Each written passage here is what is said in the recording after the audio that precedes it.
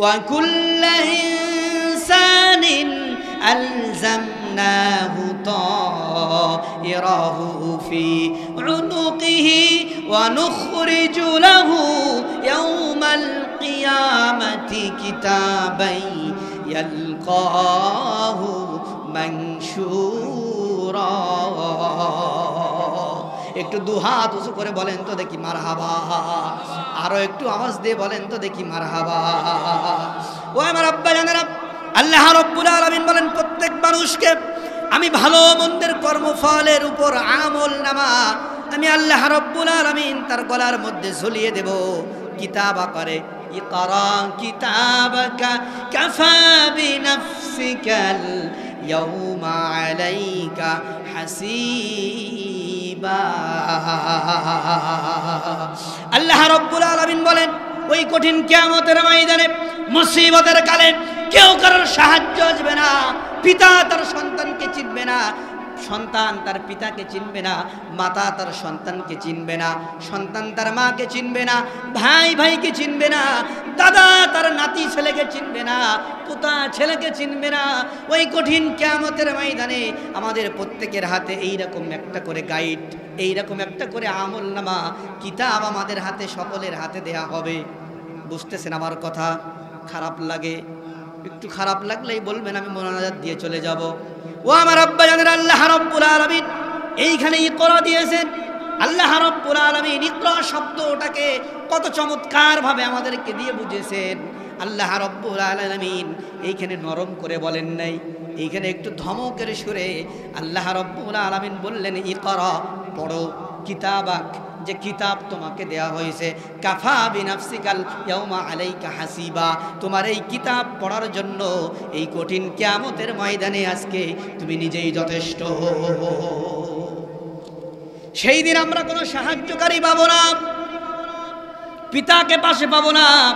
আমাদের 10 মাস 10 দিন আমাদের মা আমাদের গর্ভে ধারণ লালন পালন করেছেন, সেই মাকেও সেদিন পাবো না।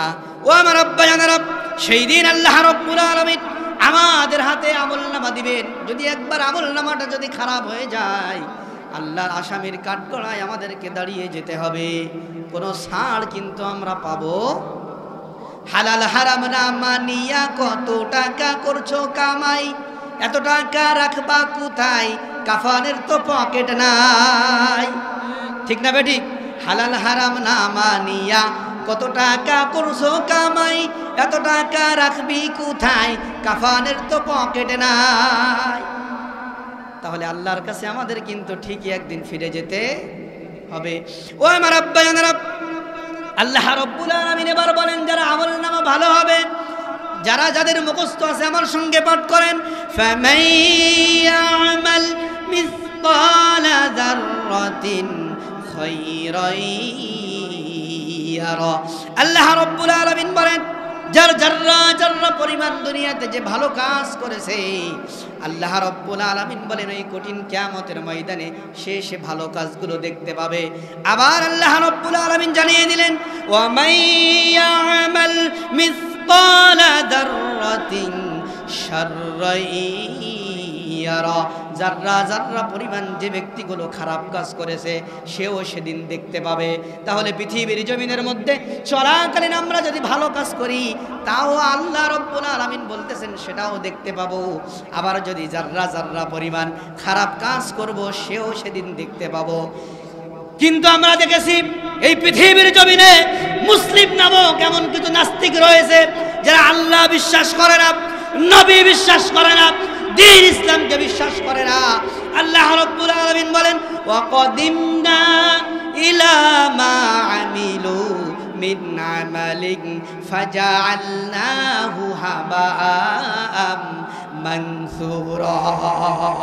একটু দুহাত উঁচু করে বলেন তো দেখি মারহাবা। এক শ্রেণীর মানুষ রয়েছে, এক শ্রেণীর মানুষ রয়েছে যারা নিজে ইমানদার বলে দাবি করবে, অথচ মুখে মুখে তারা বলবে আমার ঈমান আছে, কিন্তু অন্তরের ভিতরে তাদের ঈমান নেই। একটু জিকির করি লা ইলাহা, আরো জোরে বলেন লা ইলাহা।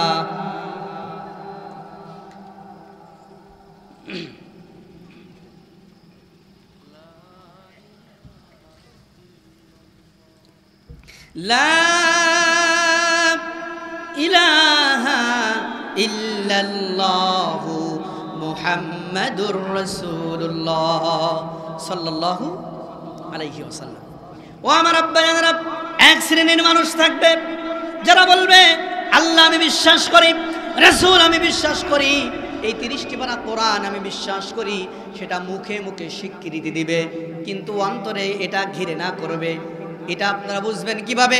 দেখবেন বিগত দিনে তাফসিরুল কোরআন মাহফিলগুলোতে যে পরিমাণ বাধা তারা দিয়েছে, এখন ওই এক শ্রেণীর মানুষ কিন্তু বাধা দিয়েই যাচ্ছে। বুঝতে হবে তাদের ঈমান যে কোরআনের সাথে গাদ্দারি করতে পারে, যে আল্লাহর সঙ্গে গাদ্দারি করতে পারে, যে দ্বীন ইসলামের সঙ্গে গাদ্দারি করতে পারে, আমরা মনে করি তার ঈমান নেই, তার ঈমান নেই, সে হলো আল্লাহর ভাষায় সে হলো জারজ সন্তান। বিগত দিনে আমরা দেখতে পারি যে সাতক্ষীরার ভিতরে কবির বিন সামাদ এসেছিল, কোরআনের কথা বলতেছিলেন, কিন্তু ওই আলিপুরের চেয়ারম্যান সাহেব উনি ডাইরেক্ট কবির বিন সামাদকে, একজন আলেমকে, কোরআনের সৈনিককে তিনি গালি দিয়েছেন।